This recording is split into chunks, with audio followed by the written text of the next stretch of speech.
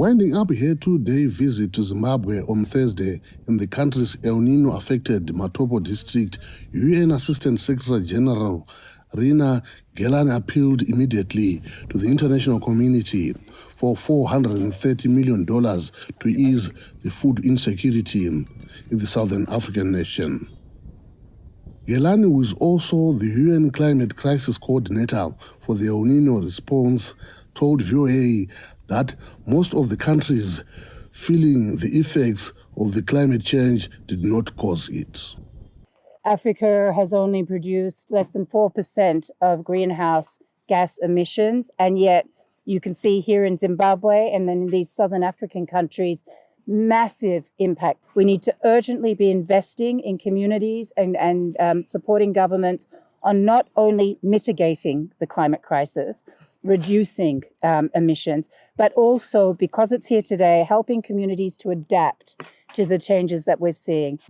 The naturally occurring El Nino climate pattern has affected southern African countries for decades, but the droughts have been coming more often and with greater intensity in recent years as global temperatures rise. One of those affected is Bekezela Dube, a mother of four, now depending on odd jobs to survive because all her crops were burnt by the sun. This year's rain season was really very bad, as we did not receive sufficient rainfall, and we did not manage to harvest anything from our field. Even watermelons failed to grow.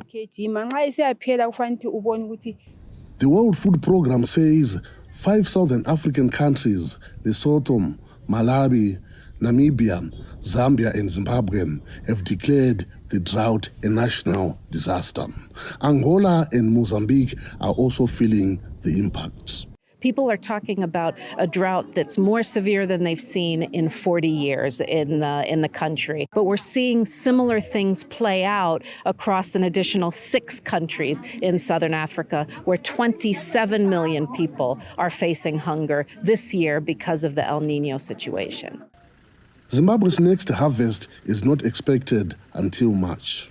Obey Chaputsira, a Matopo district coordinator, says Zimbabwe's government is trying to limit the effects of the drought in his district, where 45,000 people are getting free grain and throughout the country. We have also embarked on the program of drilling bores, because most of our bores, they are seasonal in the district, so most of them are starting to dry up. We have a comparative advantage that we have a lot of sand in our rivers, so we are extracting water from that sand and coming up with piped water schemes.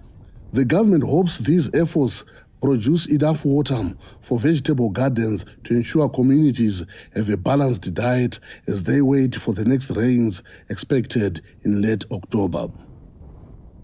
Columbus Mavunga, VOA News, Matopo, Zimbabwe.